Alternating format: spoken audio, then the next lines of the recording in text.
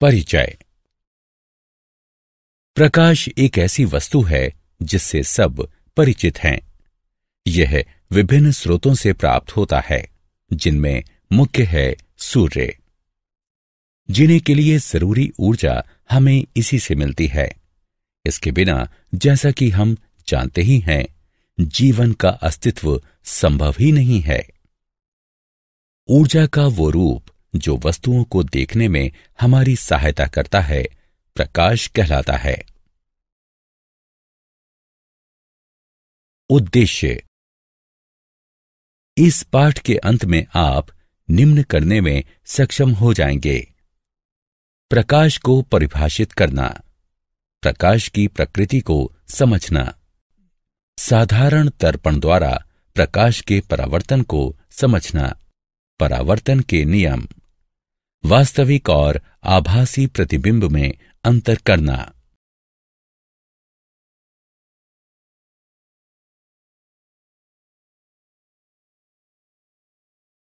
प्रकाश एवं प्रकाश के स्रोत। ऊर्जा का वह रूप जो वस्तुओं को देखने में हमारी सहायता करता है, प्रकाश कहलाता है। प्रकाश सरल रेखा में चलता है। ये हम में दृश्य बोध उत्पन्न करता है। प्रकाश के दो स्रोत हैं: चमकीली वस्तुएं और गैर चमकीली वस्तुएं। चमकीली वस्तुएं वे वस्तुएं जो अपना स्वयं का प्रकाश छोड़ती हैं, चमकीली वस्तुएं कहलाती हैं, जैसे सूर्य, लैंप, मोमबत्ती इत्यादि। गैर चमकीली वस्तुएं वे वस्तुएं जो स्वयं पर पड़ने वाले प्रकाश को परावर्तित करती हैं, गैर चमकीली वस्तुएं कहलाती हैं, जैसे चंद्रमा, कुर्सी, मेज इत्यादि।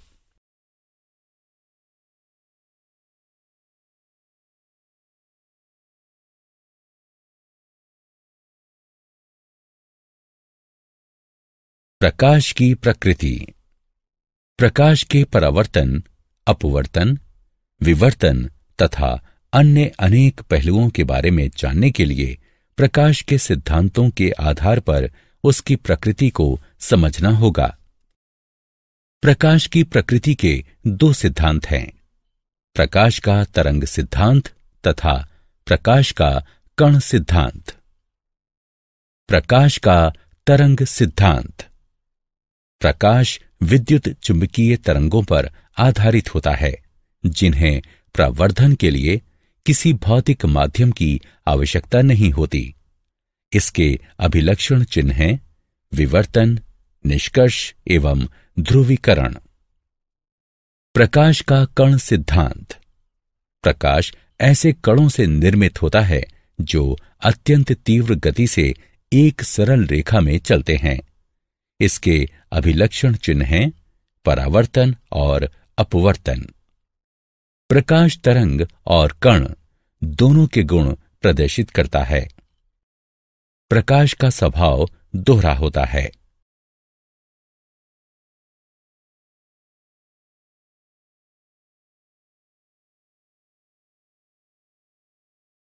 प्रकाश का परावर्तन। किसी वस्तु की सतह पर पड़ने वाली प्रकाश किरणों का वापस भेजा जाना प्रकाश का परावर्तन कहलाता है।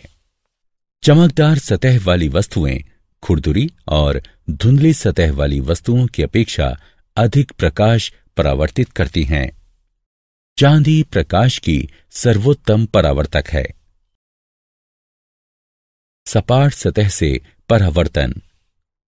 सपाट दर्पण कांच का एक पतला, समतल और चिकना फलक होता है, जिसके एक ओर रजत धातु की चमकीली परत चढ़ी होती है। इस रजत परत को लाल पेंट के द्वारा संरक्षित किया जाता है। आकृति को समझने के लिए आवश्यक पदों के अर्थ निम्नलिखित हैं: आपतित किरण। प्रकाश की वो किरण जो दर्पण की सतह पर पड़ती है, आपतित किरण कहलाती है। आपतन बिंदु। दर्पण पर आपतित किरण जिस बिंदु पर पड़ती है, उस बिंदु को आपतन बिंदु कहते हैं। परावर्तित किरण। दर्पण द्वारा प्रकाश की जिस किरण को वापस भेजा जाता है वह परावर्तित किरण कहलाती है। सामान्य दर्पण की सतह के आपतन बिंदु पर स्थित समकोण की रेखा को सामान्य कहते हैं। यह एक ऐसी रेखा है जो दर्पण के आपतन बिंदु पर लंबवत स्थित होती है। पार्श्व परिवर्तन।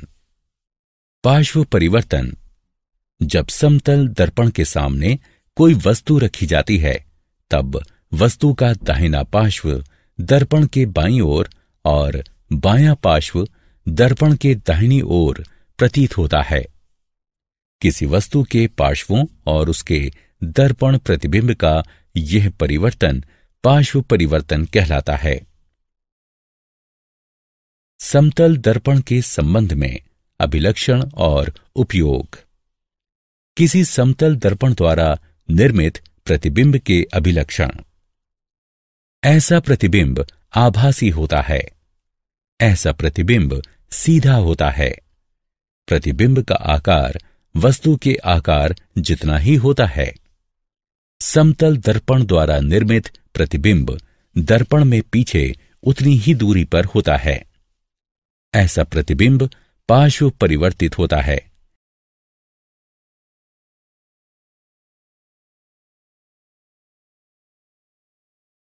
समतल दर्पण के उपयोग। इनका उपयोग स्वयं को देखने के लिए किया जाता है।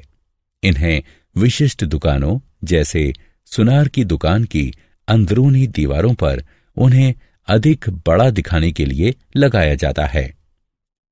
समतल दर्पणों का प्रयोग परिदर्शी बनाने में किया जाता है। इनका प्रयोग व्यस्त मार्गों के तीव्र मोड़ों पर दुर्घटनाएं रोकने के लिए किया जाता है। समतल दर्पण के उपयोग। समतल दर्पण का प्रयोग आईने के तौर पर किया जाता है। समतल दर्पण का प्रयोग सौर कुकर में किया जाता है। समतल दर्पण का प्रयोग कैलिडोस्कोप यानी रंगीन कागज से सुंदर आकृतियां बनाने में प्रयुक्त किया जाने वाला एक खिलौना, कांच के टुकड़े या छोटे छोटे मनके बनाने में किया जाता है।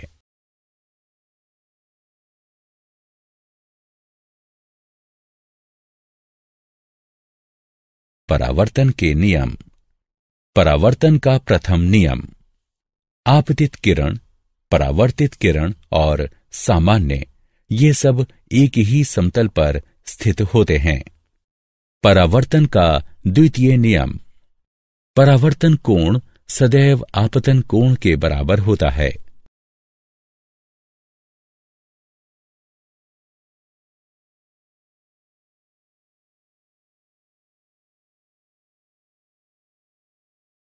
बिंब और प्रतिबिंब में अंतर।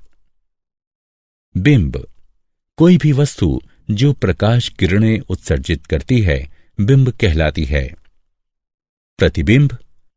प्रतिबिंब एक प्रकाशिक प्रकटन है जो किसी बिंब से उत्सर्जित हो रही प्रकाश किरणों के किसी दर्पण द्वारा परावर्तित होने से उत्पन्न होता है।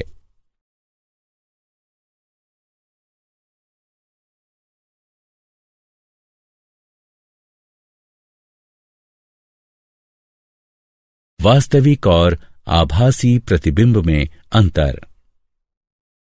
वास्तविक प्रतिबिंब वह प्रतिबिंब जिसे दर्पण पर प्राप्त किया जा सकता है वास्तविक प्रतिबिंब कहलाता है। उदाहरण, सिनेमा के पर्दे पर बनने वाला प्रतिबिंब। यह किसी अवतल दर्पण द्वारा बनता है।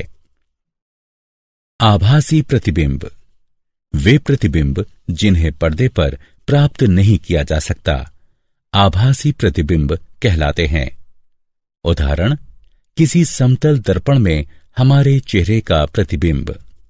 यह किसी अवतल दर्पण द्वारा बनता है।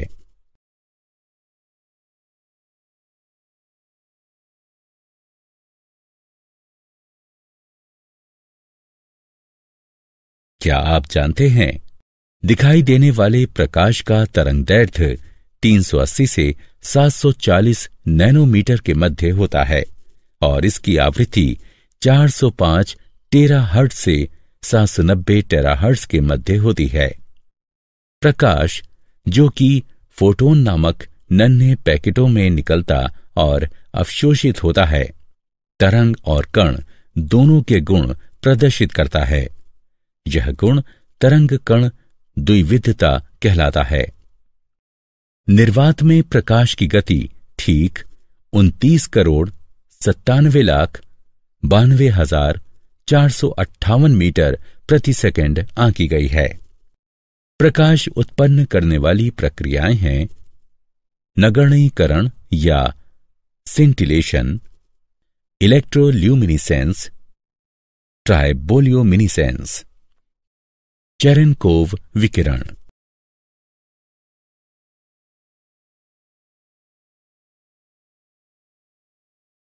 सारांश। आइए हमने जो कुछ सीखा है उसे संक्षेप में दोहराएं। प्रकाश ऊर्जा का ऐसा रूप है जो हमें वस्तुओं को देखने के योग्य बनाता है। प्रकाश तरंग और कण दोनों के गुण प्रदर्शित करता है। इस प्रकार प्रकाश की प्रकृति दोहरी होती है। किसी वस्तु द्वारा उस पर पड़ने वाली प्रकाश किरणों का वापस भेजा जाना परावर्तन कहलाता है। एक माध्यम से दूसरे माध्यम में जाते समय प्रकाश की दिशा परिवर्तित हो जाने को अपवर्तन कहते हैं। आपतित किरण द्वारा सामान्य के साथ बनाए गए कोण को आपतित कोण कहते हैं। परावर्तित किरण द्वारा सामान्य के साथ आपतन बिंदु पर बनाए गए कोण को परावर्तन कोण कहते हैं। आपतन कोण परावर्तन कोण के बराबर होता है। किसी बिंब से आ रही प्रकाश किरणें जब किसी दर्पण से परावर्तित होकर किसी बिंदु पर मिलती हैं तो प्रतिबिंब बनता है। समतल दर्पण में किसी बिंब के पार्श्वों और उसके प्रतिबिंब के पलट जाने का प्रभाव पार्श्व परिवर्तन कहलाता है।